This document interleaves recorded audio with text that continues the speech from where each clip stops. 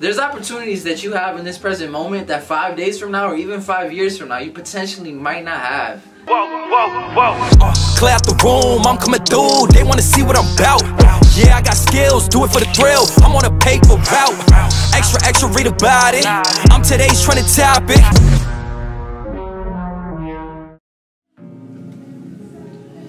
What's good, y'all? I just finished up a really long day here at the shop. I got here at about 8 this morning, and I believe it's actually 9 o'clock, so it was a really long day. But something that's been on my mind literally all day is I feel like a lot of new entrepreneurs, including myself, struggle in this place that they get an idea, right? And before they act on this idea or start this new thing, they feel like they need to know this much or be in this certain place and space in life. And by the time they get there, they're already at a disadvantage, right? And obviously when you start something, you want to be knowledgeable, you want to be smart about it. But I feel like it's crucial, especially as an entrepreneur, to differentiate the difference. What? Differentiate the difference between being smart about something and knowledgeable about something and overanalyzing it, right? Because there's opportunities that you have in this present moment that 5 days from now or even 5 years from now you potentially might not have. So it's important to be able to take advantage of those opportunities in the lifetime that those opportunities are available. So stop overanalyzing. You know what I'm saying? Stop overanalyzing and just act on it.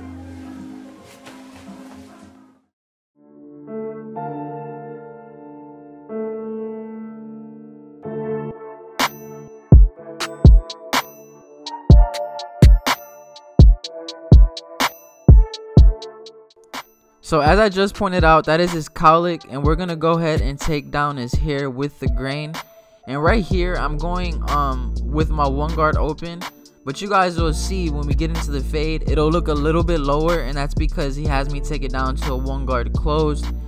But I just wanted to clear that up for you guys. So we're just going with the grain, following the direction in which he brushes his hair, which is why we wanted to establish where his cowlick is so we don't go against the grain on it.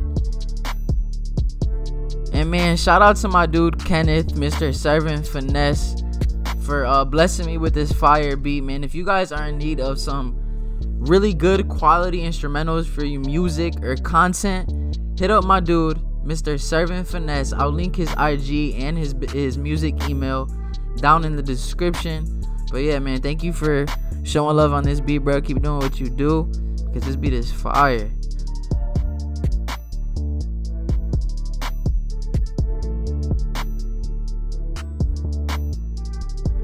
Alright, so to get into the fade, we're going to come in with my trimmer and we're going to establish my bald line. And this is going to be kind of like a low fade, so I'm starting right where the end of his eyebrow is, and then I'm sloping it around the ear and dropping it right below that occipital bone, so it has that nice drop effect. And now we're just going to go ahead and bald him out. And the reason I made the line with that silver trimmer is because those aren't zero gaps, so it's going to make getting rid of that first line a lot easier. And then to go ahead and get rid of the hair, I'm taking it down with my Go trimmer, which is zero gapped. And now I'm gonna hit only this area with the shaver. And the reason I'm only hitting the sides with the shaver is because this client tends to bump up, especially in the back. And now to get into the fade, I'm gonna be coming in with my clipper all the way open on my wall magic clips, and I'm gonna give myself some room to blend here. So I'm going up about a full inch here, thumbs width.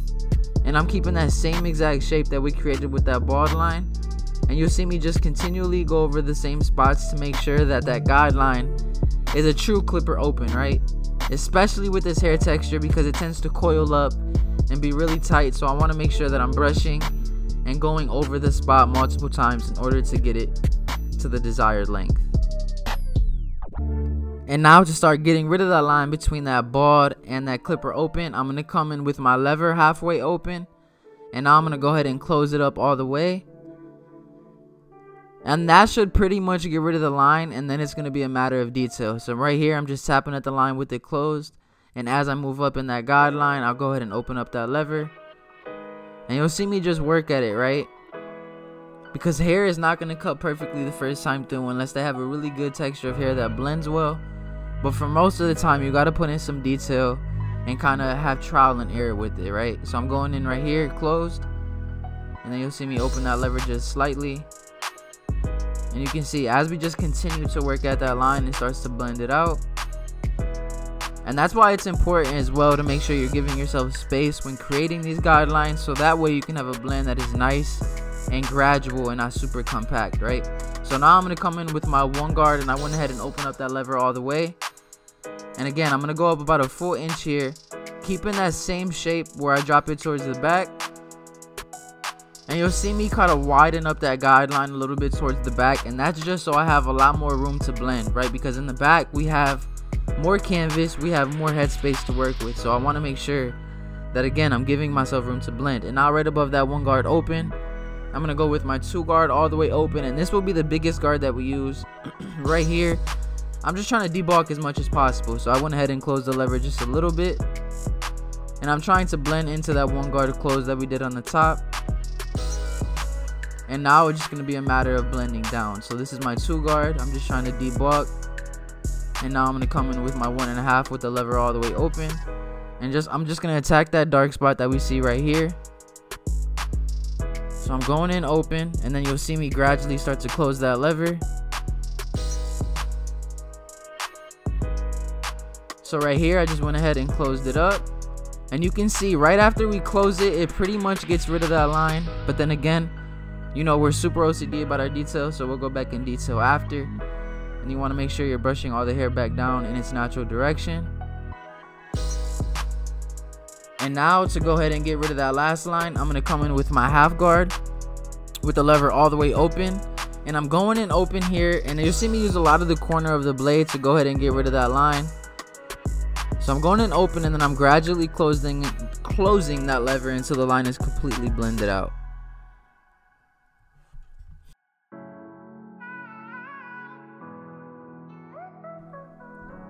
And you'll see, man, I'm really just working at it, trying to blend it to the best of my ability. Because obviously this is not a finished fade, but I'm trying to just get through these steps as quickly as possible without rushing it. And then at the end, I'll spend most of the time detailing. And you'll see, especially towards the back, his hair kind of grows in every which way. Like, it was growing straight down on the sides, but as you go towards the back of his head, it's growing kind of to the left towards his ear. So you want to make sure that you're constantly brushing and cutting against the grain. So you'll see me turn the clipper sideways even to get that nice even cut.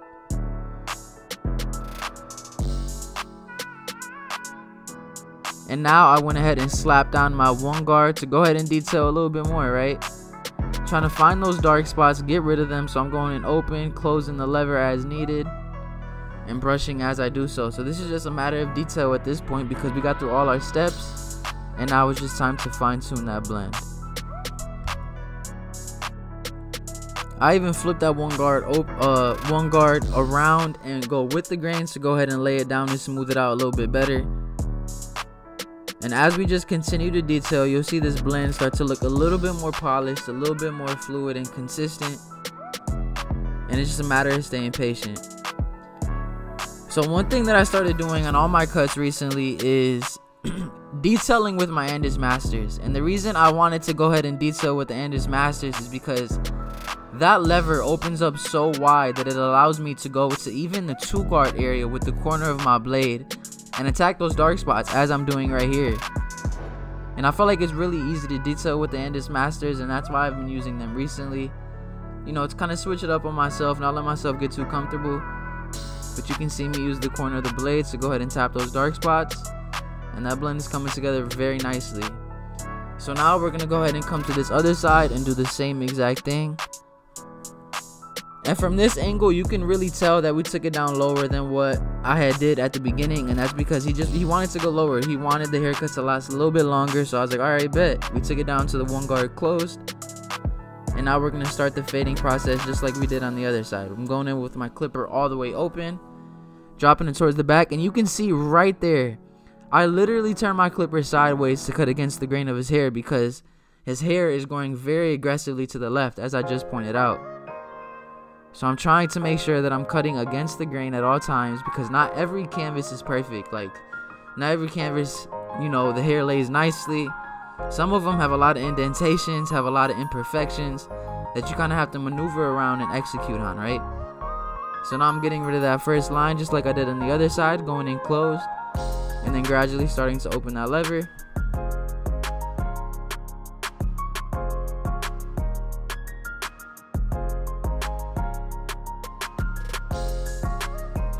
And especially on this side, I'm trying to be very detailed to make sure that I'm truly blending this line out, because remember his hair is growing sideways here, so I'm going over the same spot, hitting it, making sure it's nice and blended.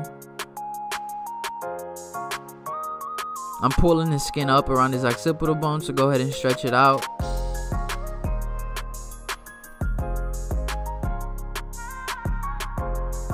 Right here again, I'm cutting against the grain because I see a dark spot, and for the most part this line is pretty blended out. I can't talk, sorry. And now right above that, I'm gonna come in with my one guard all the way open, keeping that same shape, going up about a full inch or thumb's width. I'm being real consistent, right? Following the process that I have set before me and just executing on it.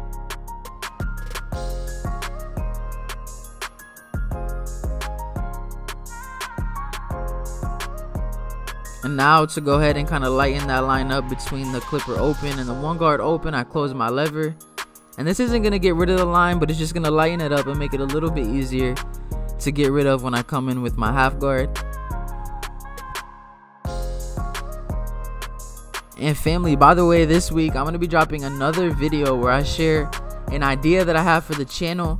So I want you guys to be on the lookout for that, because I feel like this idea is really going to help separate my channel from everyone else's, and as well as add value to you guys. So I'm super excited for this announcement. And as well, if you guys watched the video at the beginning, you saw that your boy made a new intro, so let me know what you thought about that down in the comments. Go ahead and drop a fire emoji or some thoughts that you had on it, right? And now I had just went in with my 2 guard open, and now right below that I'm gonna come in with my 1.5 open. And I'm just trying to get rid of that dark line that we see right there to go ahead and blend into the top a little bit nicer.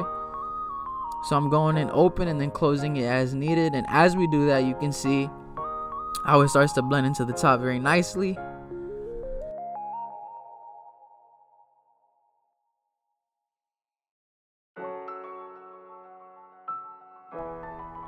And we just working, man.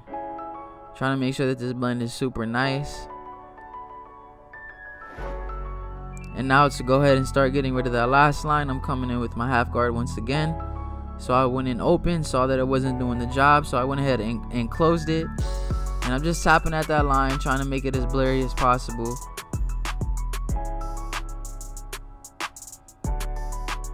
And for some reason, I found this side of his hair a lot more difficult to blend than the other. So that's why you'll see me pay a little bit more attention to the blending process on this side. And honestly, it might just be because of the direction his hair is growing, like it is right here, sideways. So I'm paying extra attention to detail with that.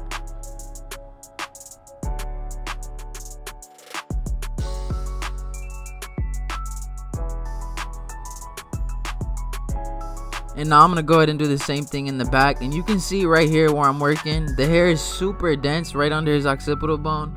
So I'm making sure that I'm continually going against the grain. So you'll see me even take the clipper off the head and then brush it down. And now, just like I did on the other side, I'm going ahead and I'm grabbing my Andis Masters, and I'm going to attack those lines that you see.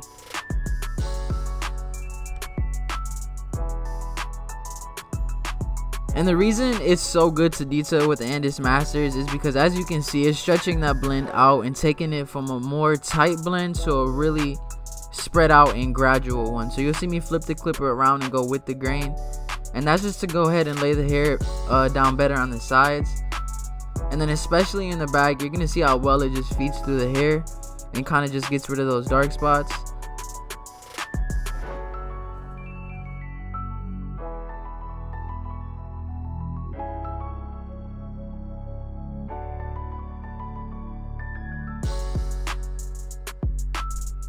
And you're gonna see in the back right here, I slapped on the Andis 0 guard, which is equivalent to the wall 1 guard, and this is just stretching out that blend just a little bit more.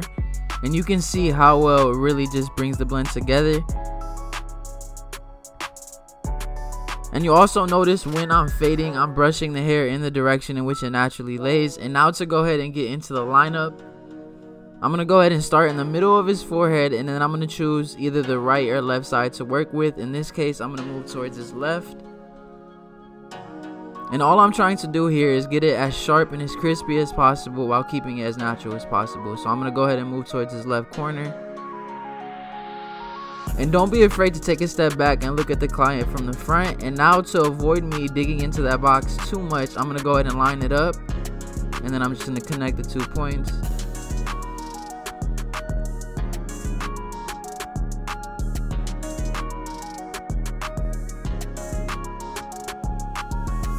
And usually I brush the hairline, but I went ahead and grabbed my comb and combed through the hairline because it's going to grab more hairs that the brush couldn't get. And then I went ahead and tapped at that line a little bit more. And now to go ahead and line up his arch area, I always like to start at the top of the arch, and then I'll go to the bottom and connect it in the middle, and that's going to allow me to get that nice round shape without, you know, digging into his hairline too much.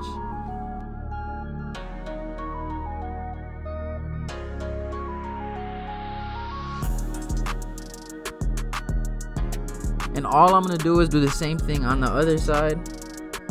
So I'm going to move towards his right, and then I'm going to take a step back and look at it from the front until I get that line as sharp and as symmetrical as possible.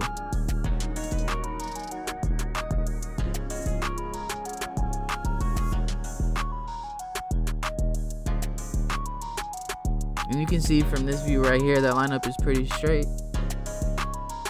And now to go ahead and take this line up to the next level, I'm going to go ahead and use some color enhancement. So right here, I'm just using my Sean Cuts Hair airbrush card, and then I'm going to use my airbrush and just lightly spray the color on, and then we'll move the card and add color as needed until it is dark and as natural looking as possible.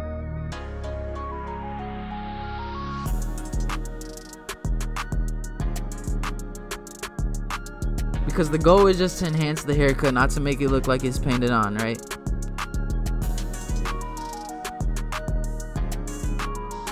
And now we're going to go ahead and hit him with the razor. And what this is going to do is allow his hairline to last a little bit longer, because the trimmer can't necessarily get as close as the razor, right? So I'm making sure that I'm stretching the skin with my opposite thumb.